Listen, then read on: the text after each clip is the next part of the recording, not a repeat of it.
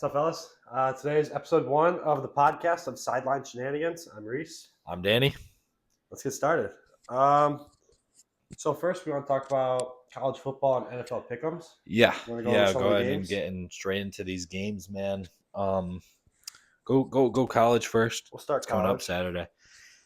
So At the time of recording, Louisville, Miami is on right now. that is a good game, and I'm surprised Miami's playing on a Friday. Yeah, I don't know how I that feel is about surprising. these Friday games being more often. I do like football, but it just feels like it takes away from the college football Yeah, the atmosphere. college football Saturday, NFL Sunday. Yeah, I mean, I'm fine with the one or two MAC games, whatever. Yeah, I mean, you gotta love some action on a Tuesday night. Yeah. I mean, really, it's good. It's good for the people, but I don't love a Miami game on a Friday. The top ranked team in the country should not be playing on a Friday. No, never. But we're going to get into the games here on Saturday. What is? Well, let's start off with Michigan and Michigan State this week. So Michigan plays at home against Washington. They are somehow 4.5-point favorites. At home against Washington. No Justice Haynes. I think I'm going to take Michigan to win it,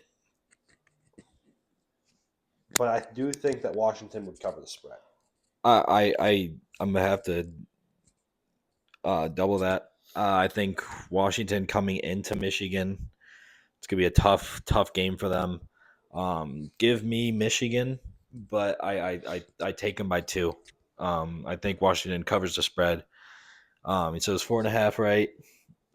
Yeah, that's a good line, I think, without Haynes. But I think if they have Haynes, I do think that it would not be close. So now let's talk about Michigan State and Indiana going on the road to Indiana. Indiana coming off of arguably one of the biggest wins in program history. 27.5-point favorites. Where is this game? Is this game It's at Indiana. It's is at Indiana. Is this upset letdown game? No.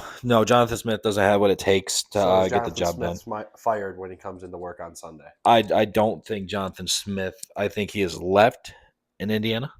I don't think he takes. He doesn't even make the bus. No, right back. He does not. Charles has been getting banged up week in, week out. I was at the game last weekend, didn't stay for the whole thing. What I saw from Childs was not good.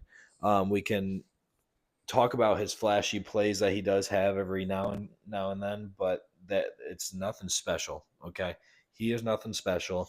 I'm done with Aiden Childs. I think it's time to move on.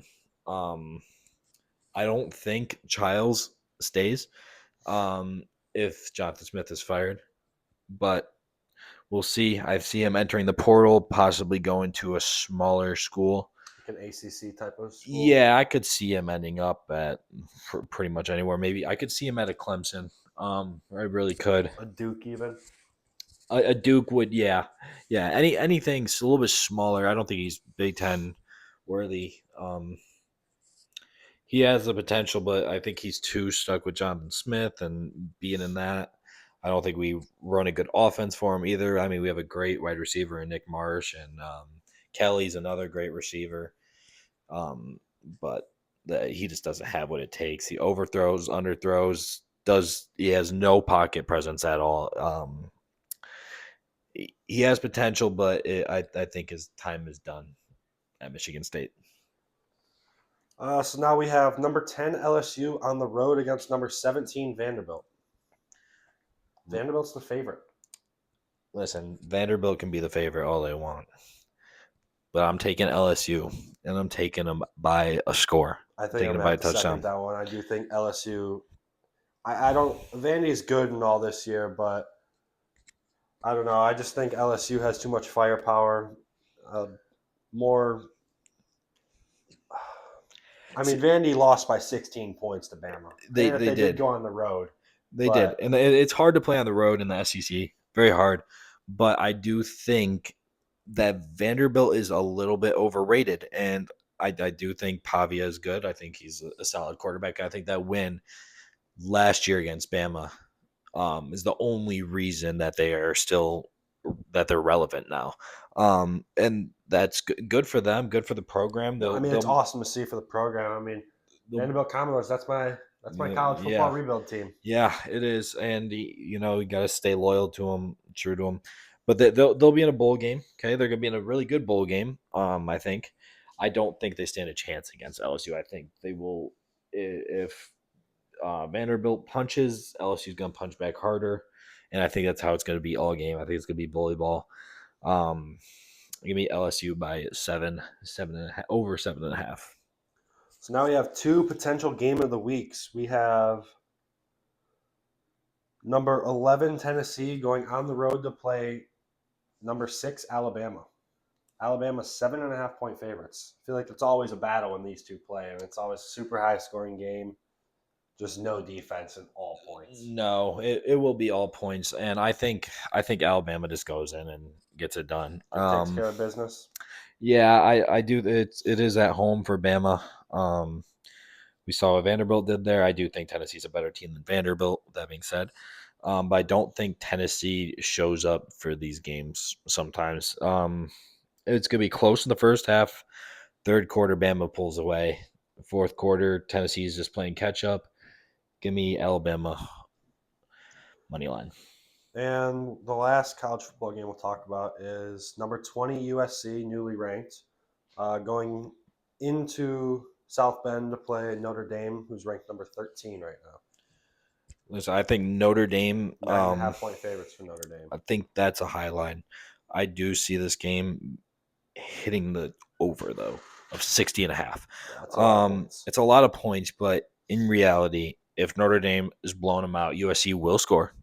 They will score, but USC does not have a defense. Okay, they showed up against Michigan, but that is one of the only games that I watched or seen. Subpar Michigan offense. Yeah, I mean, Michigan State's offense was scoring on them, so that's a problem. I do have Notre Dame money line. I don't think I think I have USC covering the spread, but I would take the over in that game. All right, moving on to the NFL. Not a ton of super good games. No, not a good week. The only 1 o'clock game that I can really look at and say would be enjoyable would be the Eagles at the Vikings. I do believe Carson Wentz is still starting at quarterback. Yes. I mean, let's talk about that Eagles offense and how bad they've been this year. They've been nothing short of embarrassing. I mean, coming off of the season that they had last year and the talent that they have, I mean, Jalen Hurts is not a bad quarterback at all, but he is just, I mean, it's just been so little production. And Saquon Barkley, after having a 2,000-yard rushing season, only has 300 yards through 6 games. Yeah, I mean, after the season he had last year, you would think he'd be a top 5 going in fantasy here. You would think he'd be a top 5 fantasy running back. He's not even dabbling in that. Not even top 10 right now. I do think the offense is fine enough to get it done. They have enough pieces, but I don't think that this team is anything special unless they can get that offense together. The defense is solid, but that without that offense, and I think part of the problem is AJ Brown.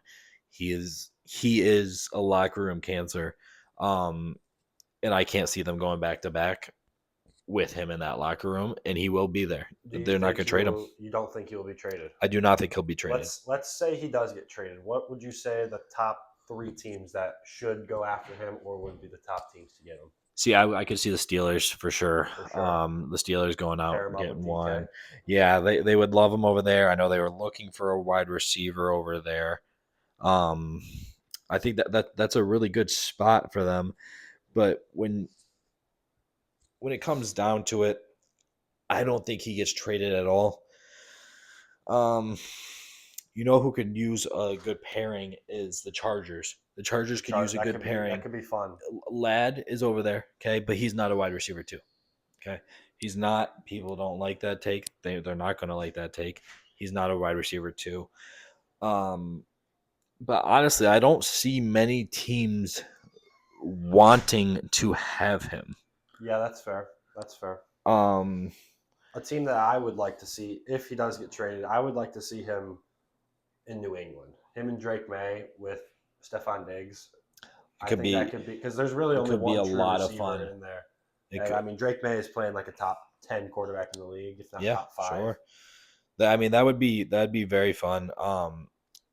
Another place I would like to see him would never happen. I don't see this happening.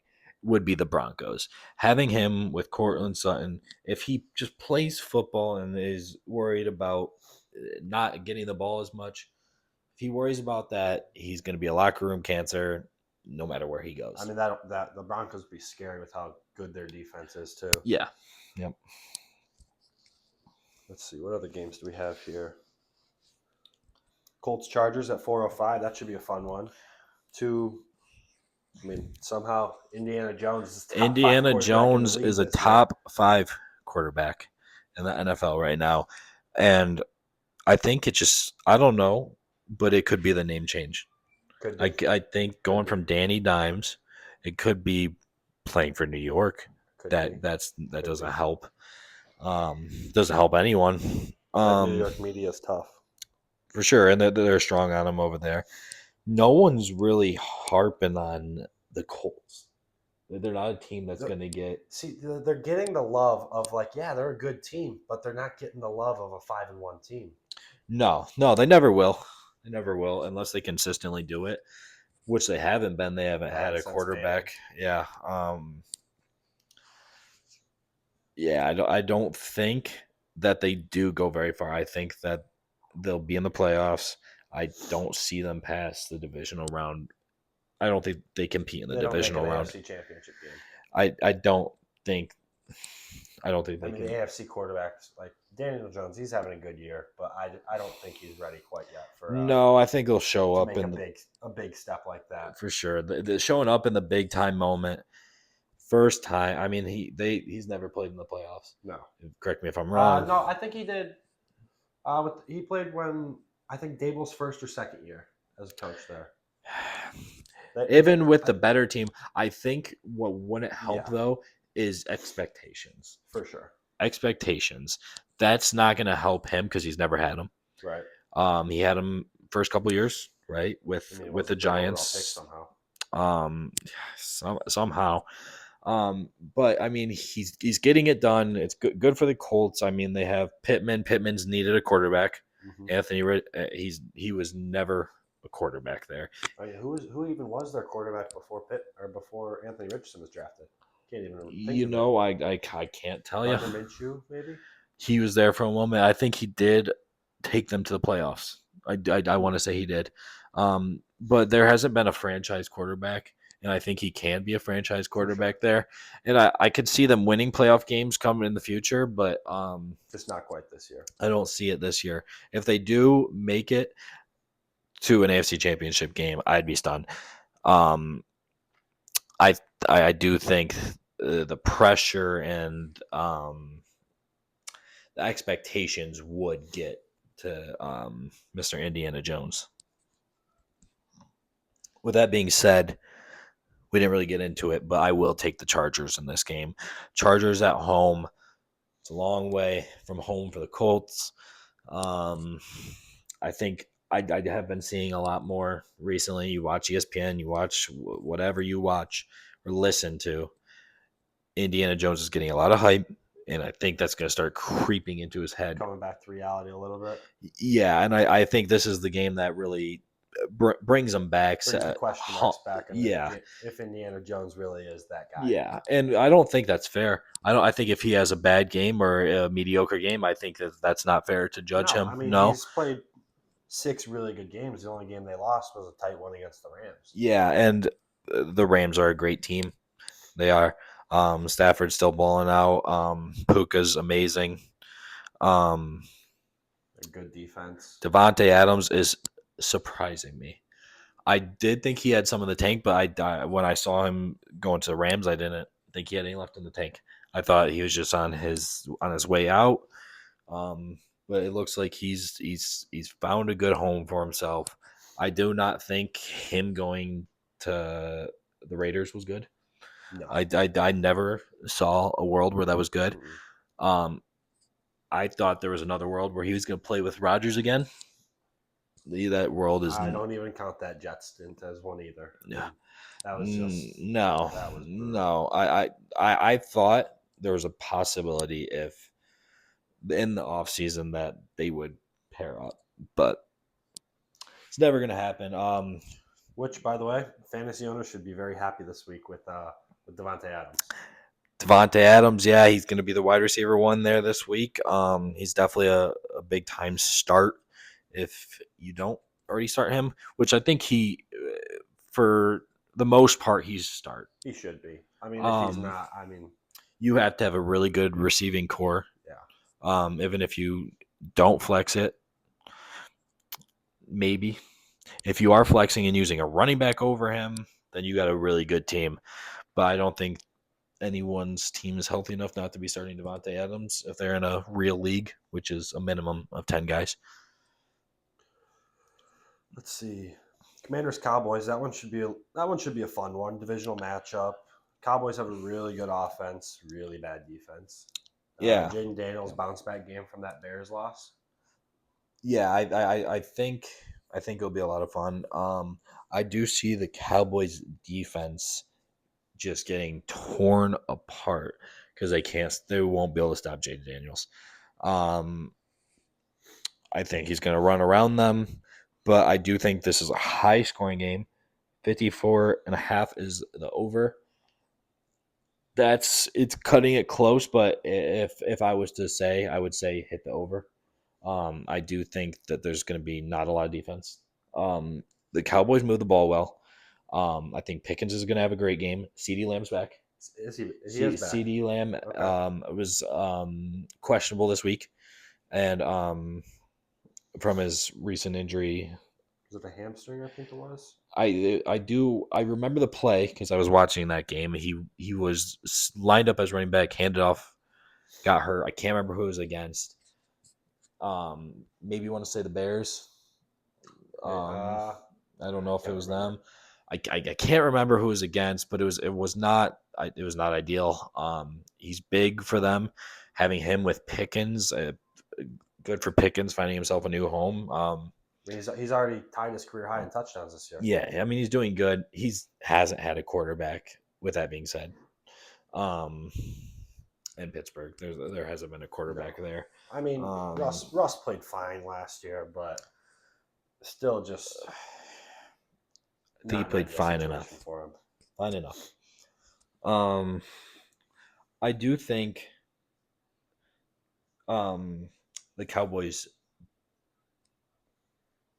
What is the spread? They have Dallas -1.5. No, I think Commanders win this. I think the Cowboys will keep it close. I do see Washington pulling away once they get a stop. Does Deebo Samuel being questionable to play this week change your mind at all? Is Scary Terry playing this week? I thought I read that he was.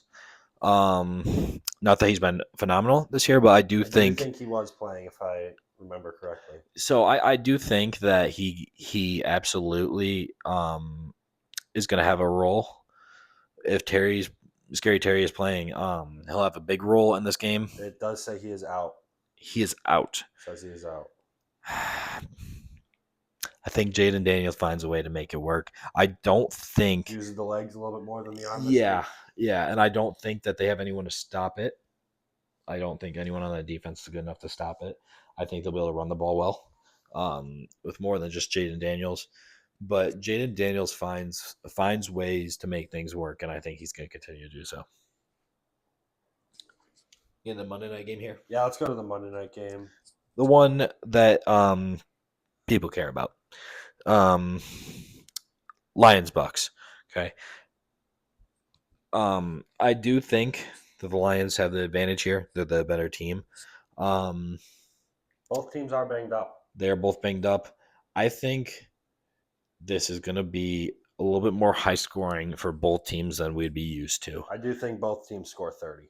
Yeah, I think so with ease. Very close to 30. And what's even more impressive about it is Buccaneers don't have a wide receiver. No. Amika's out. Godwin's out. Mike Evans is questionable.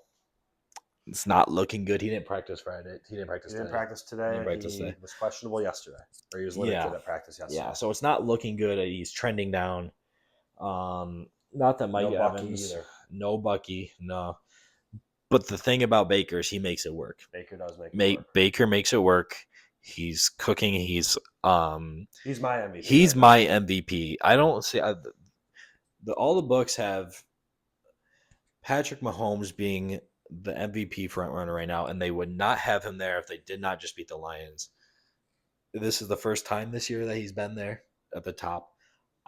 There's no world where he is the MVP. He's not playing MVP football. He's top 3, if you want to call it that. Baker Mayfield's been out of this world, throwing for what is it? He's got to be averaging 250. Let's take a look. 240. I mean, he slings it better than anyone else in the NFL. He plays a fun brand of football. Yeah, I mean, he's averaging 256 yards a game. He's got 1,500 on the season with a 66% completion percentage and 12 touchdowns to just 1 pick. I mean, that's a great ratio. He's really throwing it. He's spreading the love. I'll tell you what, Amika, I did not see that this year. I did see him being a role player on that team, a good role. But I didn't see him emerging as a top 5 wide receiver in the NFL. I did not see him being before injury, and hopefully he does get back quick. I did not see him being the rookie of the year. No, I didn't see it. Good for him though. Baker needed that. He needed some younger wide receiver there. We know Godwin's there, but he has not been healthy since last year, and it's a shame because he should be healthy right now. Going back to last year, Ravens Bucks.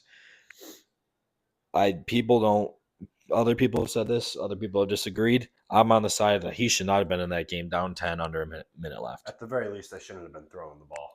If they were going to throw the ball, I mean, go ahead. The Ravens were allowing them, and that's what got him hurt.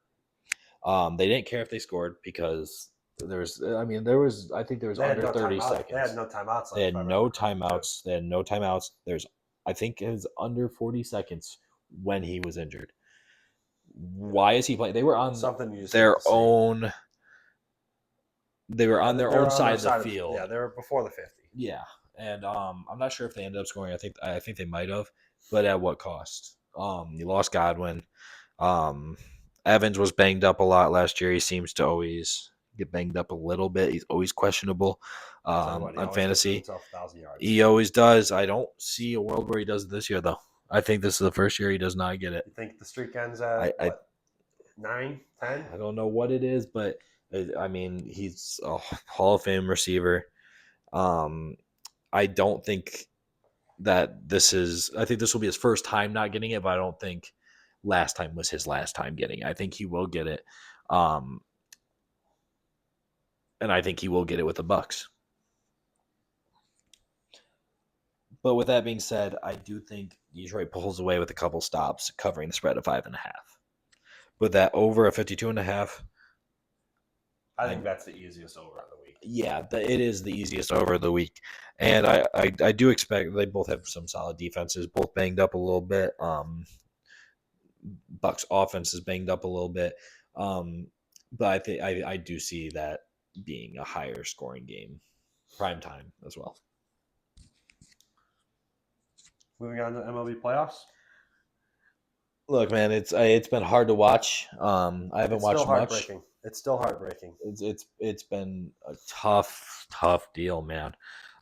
Watching that game going into the 15th inning, in the 14th inning when we had turned the double play, I believe that was the one to Baez Torres. We had multiple because we had one to Flaherty, right? One to Montero. I mean, those were big double plays. Inning double play for the last 5 innings of the game. It really was, and they kept getting runners on. It felt like our pitching, they held their own. I don't like the Tommy Canley call there. I mean, at that point, there wasn't much left. No, I would have gone Herter, just trustworthiness. I don't think Montero was done when he came out. I think they should have let Troy Melton go longer than he did. I think so too, but that's when did he pitch last? What was it, game 3? He came in after Mize, Yeah, so it had to have been game 3, I believe, right? I think they could have squeezed one more inning out of him. I understand why they didn't, but Yeah, for him for sure. But Montero, I can't see a reason why he pitched. The previous time he pitched was game 1. I don't think he pitched in game 3 as well. game 3. He was no more than an inning though. Melton was game 4. That's right. That's why he was yeah, an inning. And when it gets to that desperate of times, yeah, you have to go. But I did not like Montero being pulled. At that point, every inning mattered. Okay, you had to keep fighting and fighting and fighting until you could get one across and then hopefully lock it down. It was next run wins.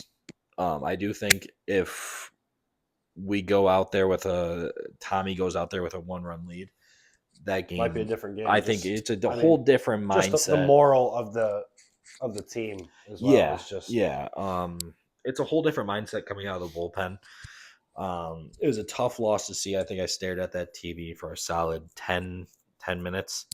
And I was just sad. Yeah, just watch them celebrate. It was hard to watch, but I'll tell you what, at the same time, that was one of the best playoff games I've ever watched in my life. And dare I say, this is why baseball is the best sport in the world. You just watched 2 teams not score for 3 hours.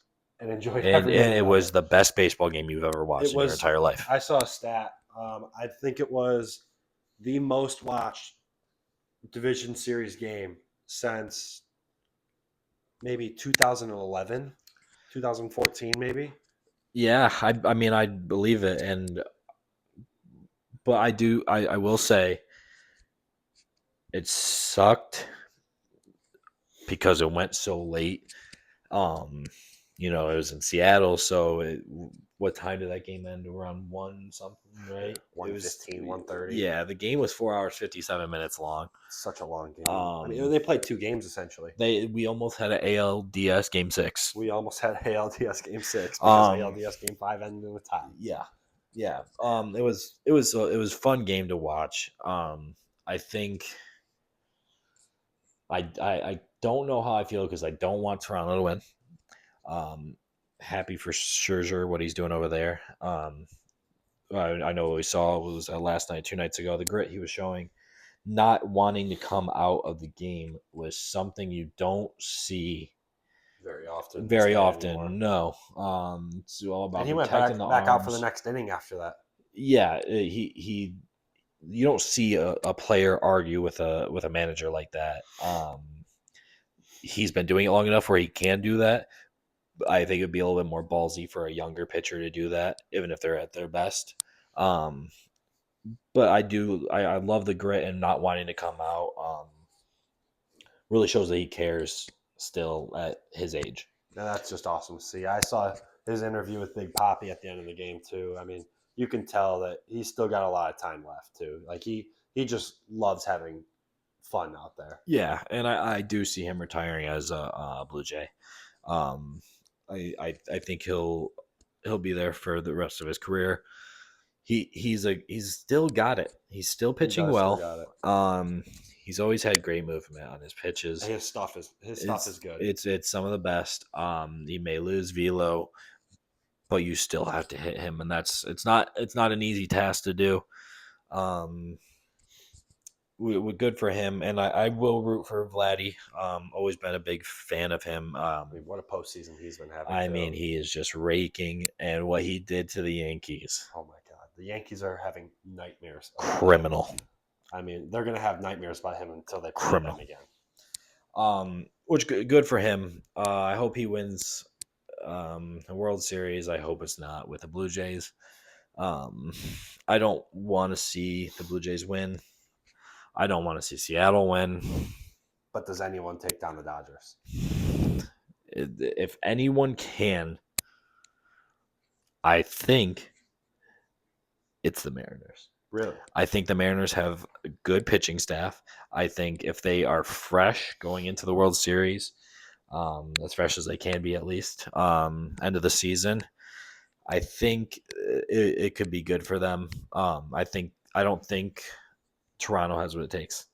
I think I think Milwaukee is ended tonight. It's 3-1, correct? 3-0, and they're The playing game. 3-0. They're playing game 4 tonight. I believe Shohei Ohtani is on the mound as well. Yeah. Which I don't think Otani's. I think he needs to switch to just being a hitter. Um, and people might not like this take, but I think he is a good pitcher. But I think it's going to shorten his career, and you'd hate to see that from such a good talent like him. I mean, one of the greatest, if not, he will end up being the greatest baseball player we've ever I mean, seen. we can almost already say You he's the you most you talented almost player can, we can say yeah. I've ever seen.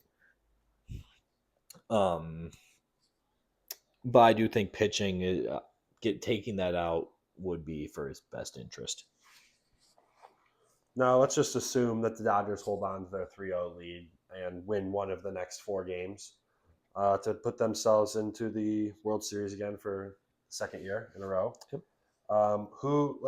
Who would need to be the most impactful player from the Blue Jays and from the Mariners if one of those two teams were able to beat the Dodgers this year?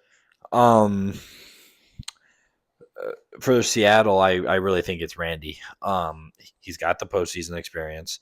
He's got the World Series experience against the Dodgers back in 2020. And he's had sort of an underwhelming postseason so far this year. I could see, since he's been under the bright lights, defensively, we saw him in the series. He was not good.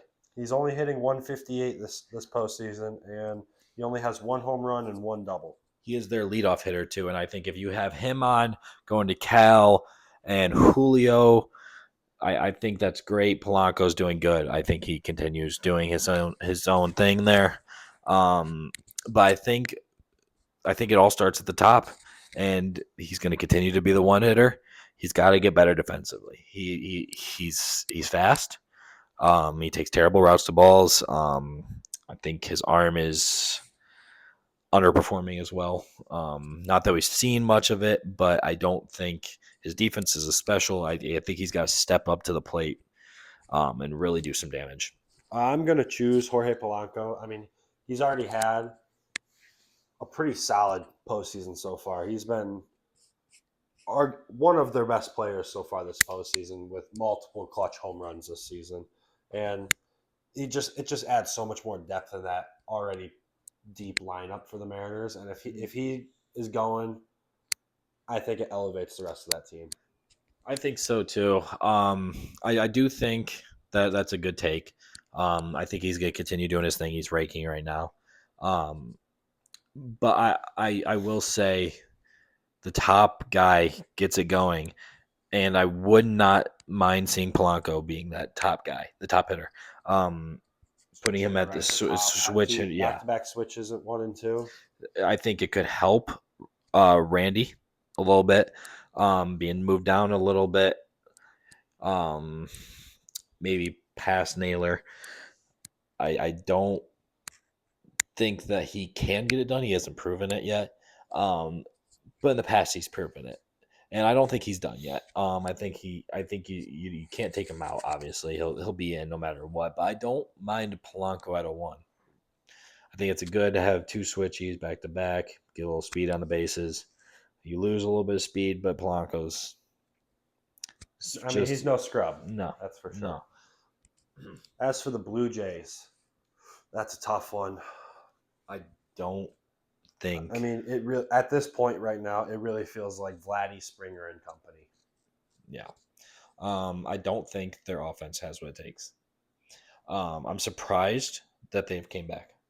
I think if anyone was to need to step up to the plate, it would have to be their pitching, and they would have to stop that good offense that the Dodgers have. And I don't think they have what it takes. I think that Seattle has the better pitching staff. I think they have the best upside with offense. And they have the better bullpen. They do have the better bullpen. They have the best. They have a more around team. built team. They can elevate, but I do think it starts with the top of that order. If it's not going to be Randy, I think Jorge is a good one hitter, and I'm going to stand by. I hope Seattle wins. I don't want to see the Dodgers win. And if we do see the Dodgers win, I think that will cause some problems here in the MLB. Unfortunately, I think so too. And to be fair, I don't think they need to implement a salary cap. If anything, I think there should be a salary floor. There should definitely be a salary floor. I mean, teams like the Rockies. I mean, what they got going on over there is just it's a disaster. But I'm gonna have to disagree with you on um the ceiling. I think there needs to be a cap. The building a team like that is ridiculous, and having Shohei and then being able to push all that money off into years. I hate that. Um, the amount of money he's being paid, he's 700 million, if I'm not mistaken, um, which all is deserved. But I think it's ridiculous. I think it's gone too far, and I do see possibility of both being implemented, especially if there ends up being a lockout. Um, Hope we don't see one, but I could see it happening if the Dodgers. I mean, everyone was talking about it in the offseason. Yes, they didn't win, or they did win their division, but they did not. They didn't get a bye. But I don't think that's stopping them. It doesn't look like it's going to. No, they're certainly coming Um, to perform this October. yeah, they turn up at the right time, and they have the players to do that. So they weren't worried.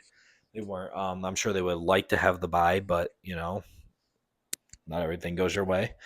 Um, but they're gonna if they walk through everyone, we're gonna see some major talks, and I think it could lead to a lockout, which you'd hate to see happen. I mean, baseball is summer, and you want to have baseball starting in April. Um, no matter if you watch all of baseball, you watch your favorite team, you watch time to time. You don't want it off in the summer. You want it on. It's 162 games, gets you through the summer. Always something to look forward to. You would hate to see a lockout, but if we do see the Dodgers win, it could be bad. My only reason that I say a salary floor would be more beneficial than a salary cap is if there's only a salary cap, the small market teams they're still going to be the ones not spending money. They're still going to be the ones that have a ton of cap space. Where yes, it might help limit the Dodgers to being as good as the Dodgers are, but I mean the Tigers are the perfect example for this because they have an owner, Chris Ilitch, who is a top 10 richest owner in the MLB, yet with a bottom 15 payroll. So it's just, if they were to implement a salary floor, I'm not saying that it would necessarily affect the Tigers the most necessarily, but it certainly would help put some steam up there and promote more of the teams like the A's and the Rockies and the Diamondbacks to spend more of their money. Yeah, and I think there should be both. Um, I don't see a world where they implement both, but I think that's the ideal world. I don't want the Dodgers to be able to do whatever they want like that, but I don't think the floor is going to help. I think it'll help them spend more money, but are they going to be spending money on the players that are worth that money, or are they going to be spending that money that just because they have to, Right. Um, so I would like to see both, but I don't see there's a world where both are put in.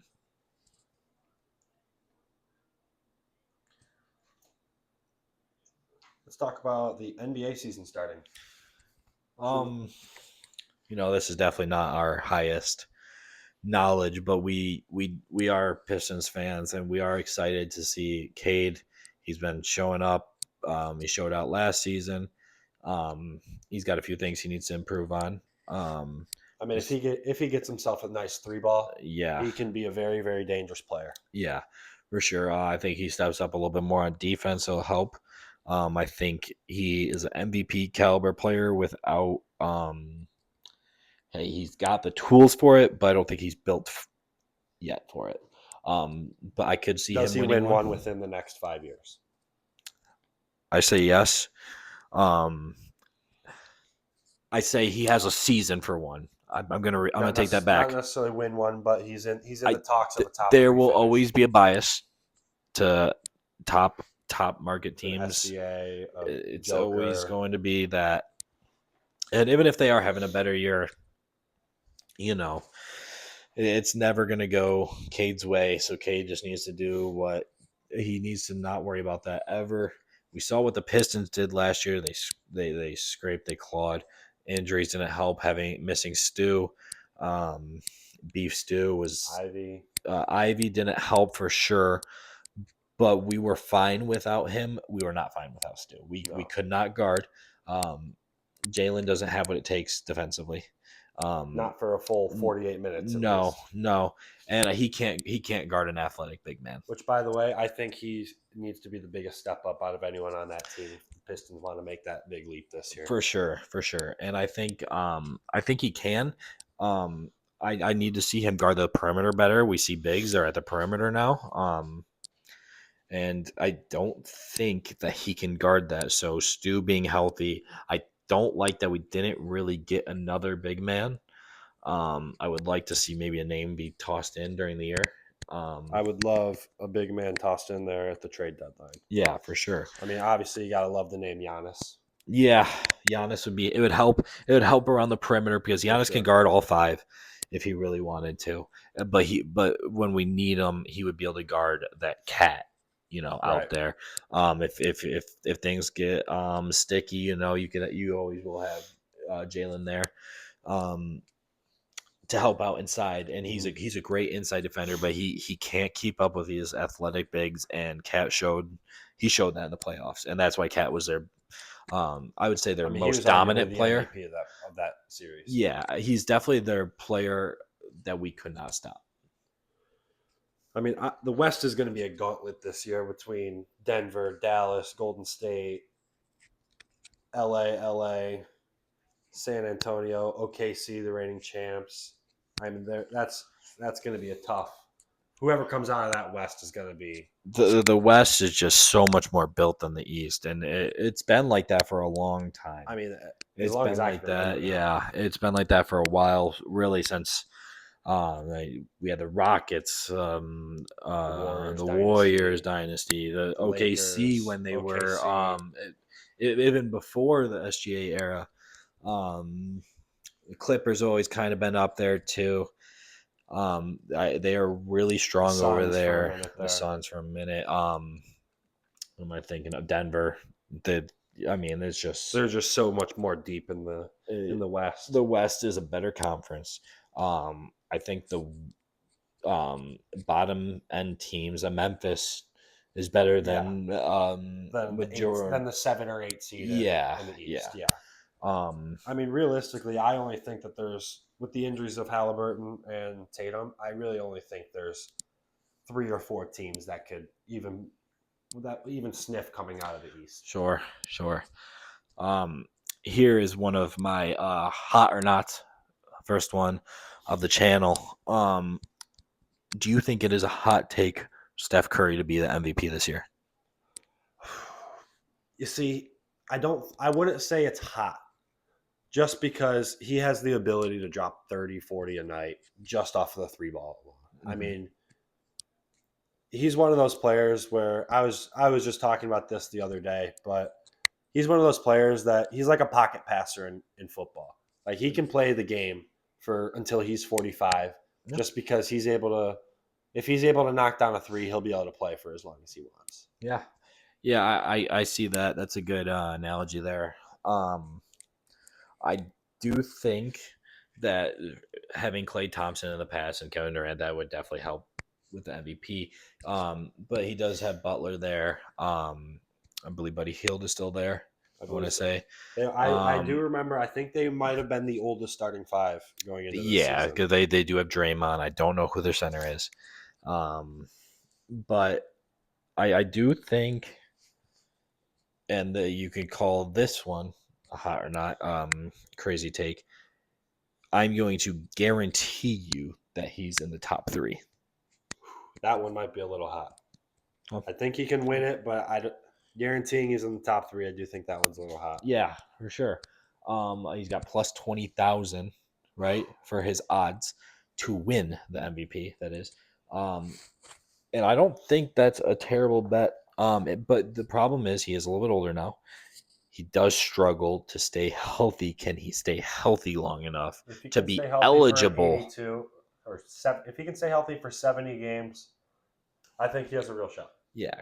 I mean, you have to play enough games, right? You have to be eligible for it.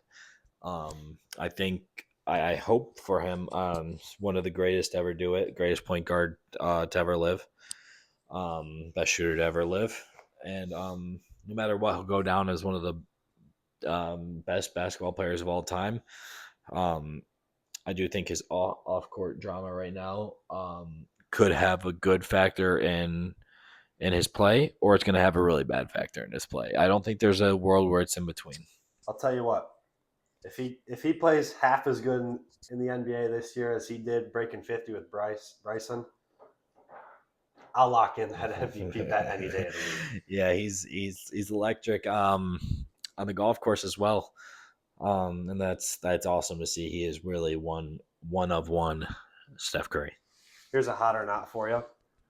Steph Curry is more of a generational player than LeBron James. I think I could say that's he's changed the game more. Flashy deep threes, step back threes. I'd give that more to James Harden, without disrespect there. But I do think he is more influential to the game. I think LeBron might be some or more people's favorite player, but I do think the three ball, the deep three, that really expanded.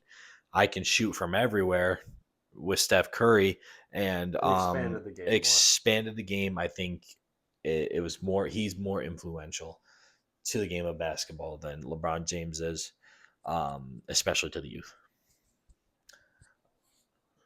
So now let's finish up here with some buy or sells.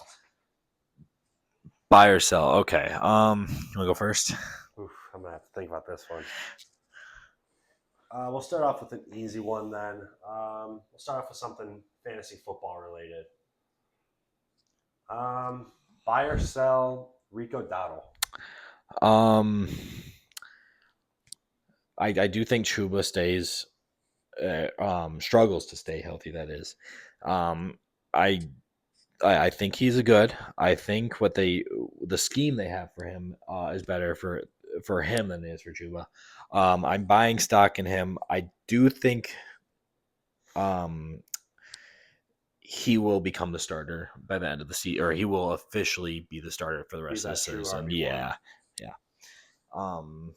I think Chuba is a great player. It sucks for Chuba, but I would like to see them split carries for now. I don't think they will, but I do think Rico has taken that spot, and good for him. That leads me right into my second one then. Buy or sell the Carolina Panthers. 3-3 now for, I think they're 500 for the first time in 1,400 days, if I remember reading that correctly. That's a long time, and good for them. I've always liked Bryce Young. Bryce Young's a great quarterback. Shouldn't say he's a great quarterback. He's a really good quarterback. I don't want to be too harsh on him. He's a great human though, and that's great for him. What they got going on over there it's pretty cool. I'll tell you what, after he gets that first quarter interception out of the way, he's man. Pretty good quarterback. Yeah, and you know what? I think they're starting to get wide receiver help. You have a couple running backs that are there for you. I mean, they're getting it done. Weapons. Their defense is getting it done enough.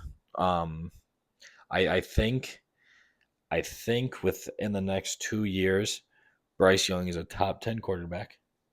Okay. And I do think that they will be competing in the playoffs.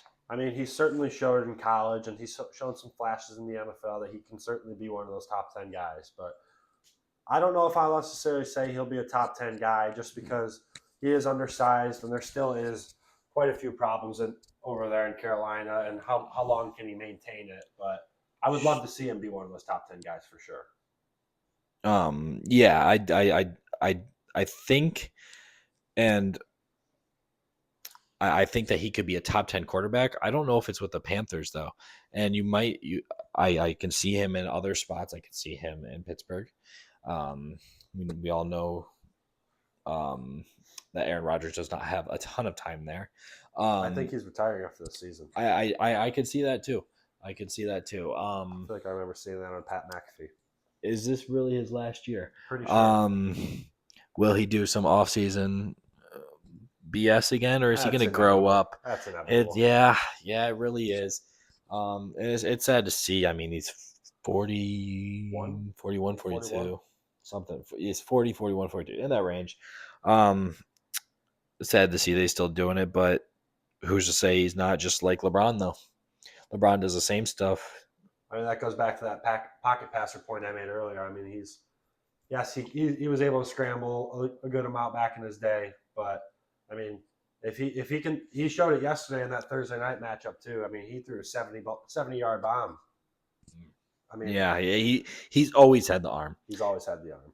He's got the Um, IQ, the arm. It's just, is he still gonna really be there mentally? Yeah, I don't. I think he's checked out. I think he's kind of he's won his Super Bowl. He's won his games. He's got his flowers. He certainly has. He's certainly a first ballot Hall of Famer. Yeah, and I mean, I think at the end of the day, his body is going to give out on him. He had the injury. I think his time is done after this year.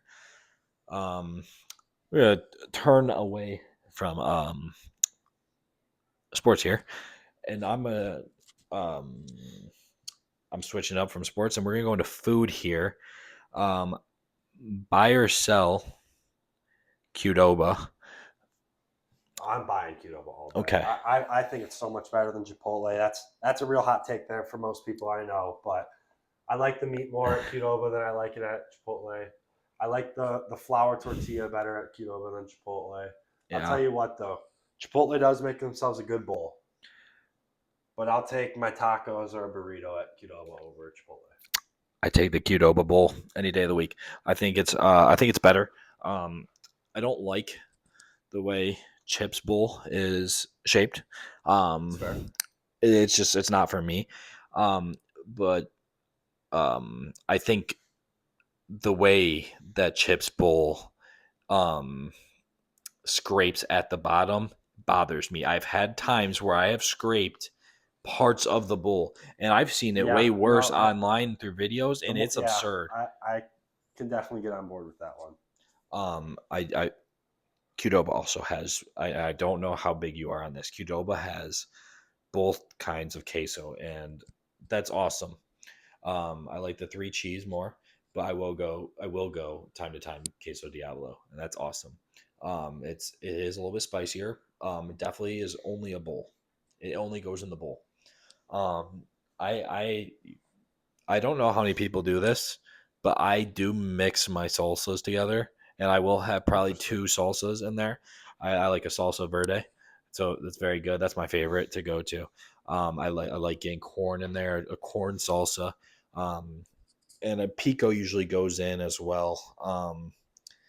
I think you mix a pico with the hottest salsa you can get, and it's a good mix. Um, what is your go to meat um, in a bowl? For sure, steak. Steak, okay, for Yeah. sure, for sure. Um, for me, it's the brisket.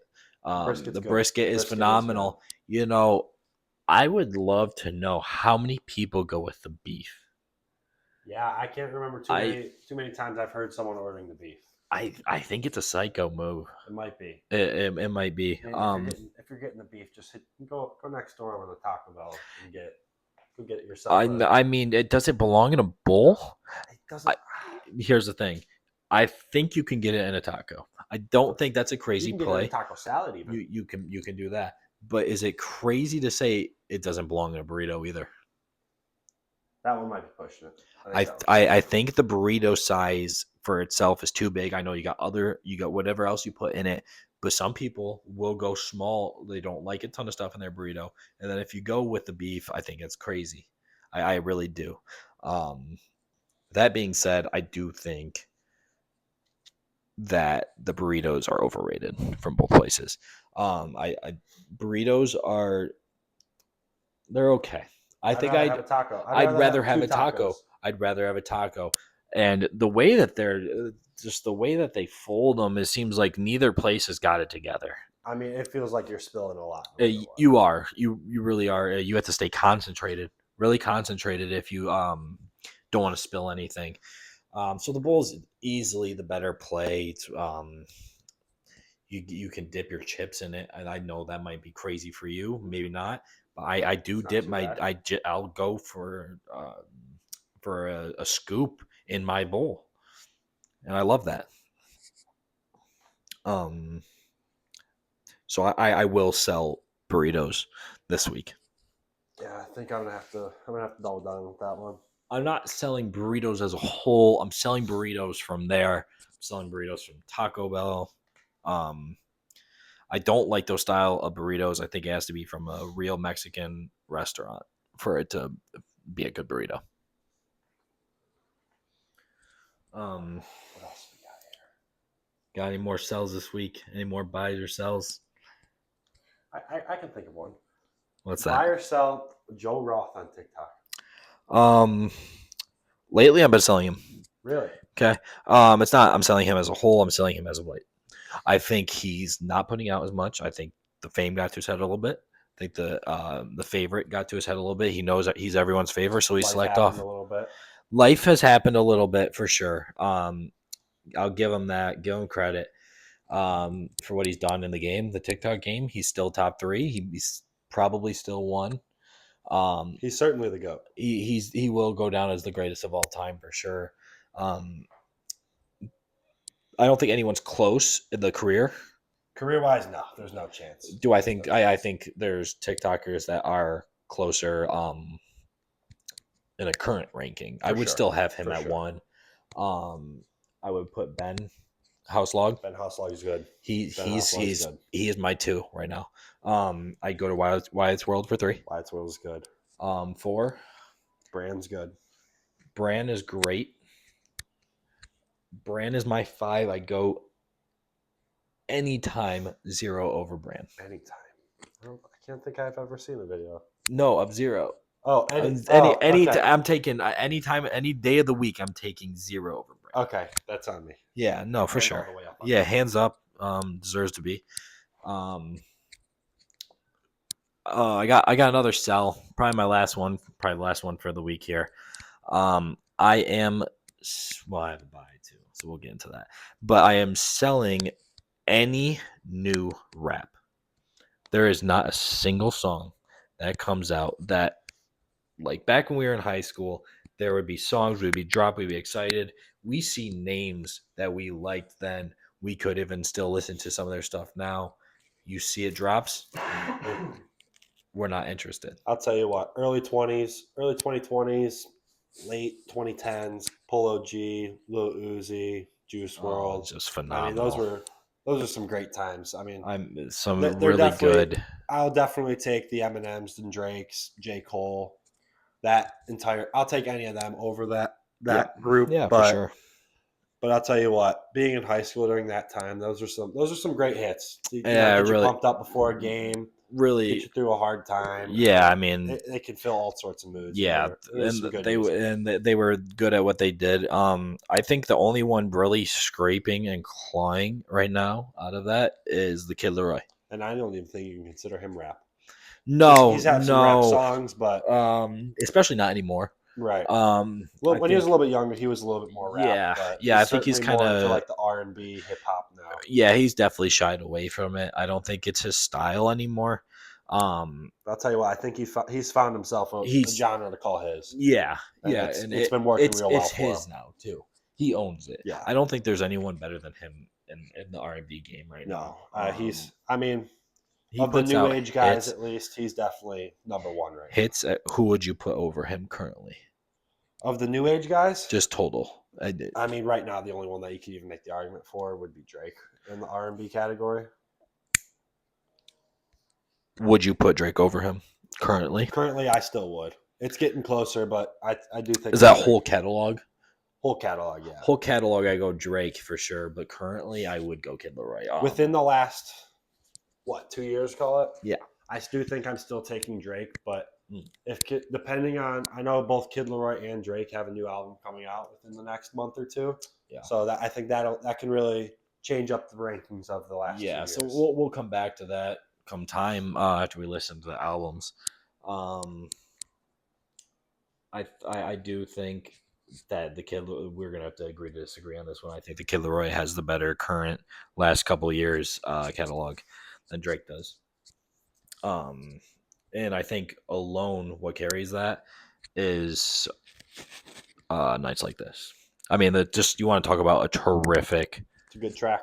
Terrific late night driving song. It's a great late night driving song for sure. I will say Nights Like This Part 2 was one of the biggest upsets. You know, I was not a fan of it. I'm not a fan of it. It's not on my playlist. It's not. But the first one is just so good. I'll tell you what, my favorite song from the deluxe version of that album, at least, is "Baby I'm Back." I think that song is fantastic. Do you like it better with Gunna? I think it adds. I think it is better, just because I think I'll play the original version more. It's kind of like Miami with Lil Wayne. Like, I'll play the Miami just by Morgan Wallen more, but I'll throw on that remix every now and then just for a little change. I tell you what, I love Lil Wayne. I love him a lot. I always say this: he would be my feature. Yeah. If I was to make a song, he would be my feature. I don't like I don't mind Rick Ross. I don't think he's great in that song. I don't like that song at all. Really? I don't. It's not on my playlist. Yeah, it will never will be. I'll tell you what. I listen to Lil Wayne's part in it because I do like his part, and then I skip it. See, even Lil Wayne's part gets away from me. It's not the Lil Wayne that I like. That's fair. I do like his slow. I like his fast, whatever it may be. I don't like the rhyme and the rhythm in it. It's not good. It's not what Miami is supposed to be. The original Miami, just Morgan Wallen, is phenomenal. I'm sorry. I said I had a buy.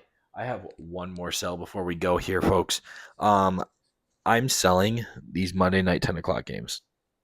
Yeah. I mean, I understand it's a West Coast game, so it's more so for the West Coast teams. But someone who loves to watch some football, any team, I don't want... The thing is, it's a primetime game. If it were my team, it'd be very annoying to have to force myself to stay up until 12, 1 o'clock. It's like I mean, I hate watching Michigan State football, but I will watch Michigan State football, and I'm going to continue to do so. I'm going to watch it. And I had to watch them play USC. Yeah, I had to watch them play USC, and the kickoff was 11 o'clock. I mean, I get it. I don't get the NFL. I don't. No. I do think that those could be started earlier. For sure. I mean, it could easily be a 7 and a 9 o'clock game. Yeah. That 1 hour makes a big difference. And it's really kind of overlapping to the point you're kind of missing the end of the other game. And if that's a great game you could have on. It could be an important game. And then you're trying to tune into your game. Not everyone has access to be able to watch both. You see, I'm just not a fan of the double Monday Night Football games. Monday Night Football is supposed to... It's a primetime game. I don't think 2 Monday night games is a primetime game. There's a Thursday night game. I mean, there's a Sunday night game, and there's a Monday night game. Nationally televised, but it's just... It is. It just it doesn't have the feel. It doesn't have the feel. It does. It really does. And it's sad. I do think a 7 p.m. game time is significantly better on a Monday night rather than an 8 p.m. game. The 8 p.m. Yeah, for sure. But I like the 7 because you can't go any earlier than 7 to try and you can't. Second game. You can't. I don't. I'm selling the second game. Put it to a 4:25. I mean, I don't care. I like sometimes we have terrible game of the weeks at 4:25. Yeah, and it's ridiculous. And now we have 2 Monday night games. It's defeating the purpose of primetime games. I'm not saying it's not a primetime game. No, I mean it's defeating the purpose of it. I mean, Also, on that note, I think we should be flexing in and out those 425 games more often I agree. because they have I the agree. ability to do that. I Yeah. understand you can't do it for a West Coast game and flex them to a 1 p.m. game, Yeah. but they definitely need to start flexing some more of those games to a 425. I agree. And I think we'll end on that note, selling the second primetime game of the NFL. I think that's a good first podcast. We will be back for sure. We'll be not doing a ton of in person, as we don't always Have that ability. have that ability. Yeah, for sure. So you'll see us. We'll be recording. Make sure you like and subscribe to the podcast. Wherever you are at. Make sure you're giving us a listen. You don't have to watch us. Just sit back, toss it on, listen. Um, Listen to us BS here for an hour or whatever. Yeah. Give our sports takes, whether you like them or not. Give us your opinions. Make fun of us. Please do. Everyone needs humbled. That being said, it was a good first podcast. To many more. Many more.